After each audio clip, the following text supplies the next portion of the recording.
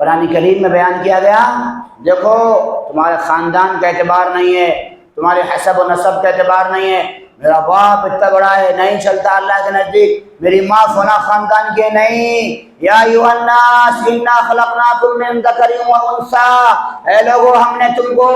مرد اور عورت سے پیدا کیا ہے، وجعلناکم شعوبا وقبائل لتعارفوا، اور ہم نے تمہارے قبیلے اور خاندان بنائے تاکہ تم ایک دوسرے کو آپس میں پہچان سکو، ایک دوسرے کی معرفت حاصل کر سکو، ایک دوسرے کو جانو پہچانو۔ یہ کوئی شرافت کی بات، یہ کوئی عزت کی بات، یہ کوئی رفعت کی بات، یہ کوئی بلندی کی بات یہ نہیں ہے، بلکہ فرمایا ان اکرمکم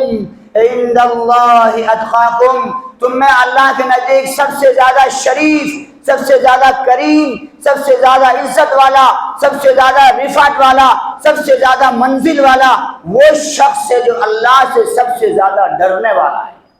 جو تقوی اختیار کرنے والا ہے۔ یہ ہے اصل شرافت کا معیار، یہ ہے عزت کا معیار۔ اگر کسی کو یہ حاصل ہے وہ بہت بڑا آدمی ہے، کسی کو یہ حاصل نہیں ہے وہ سب سے چھوٹا آدمی ہے۔ اور حضور نے فرمایا الا ان ربکم واحدہ، سنو تمہارا رب ایک ہے، وان اباکم واحدہ،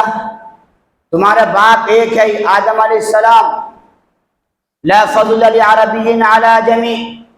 کسی عربی کو کسی اجمی پر فضیلت نہیں، ولا لعجمی علی عربی، کسی اجمیوں کو کسی عربی پر فضیلت نہیں، ولا لاحمر علی اسود، کسی کالے کو کسی گورے پر فضیلت نہیں، ولا لاسود علی احمر، اور کسی کالے کو کسی گورے پر فضیلت حاصل نہیں ہے، الا بالتقوی، اگر تم یہ فضیلت حاصل کرنا چاہتے ہو تو تقوی اختیار کرو۔ تقوی کی بنیاد پر انسان کہیں سے کہیں چلا جاتا ہے۔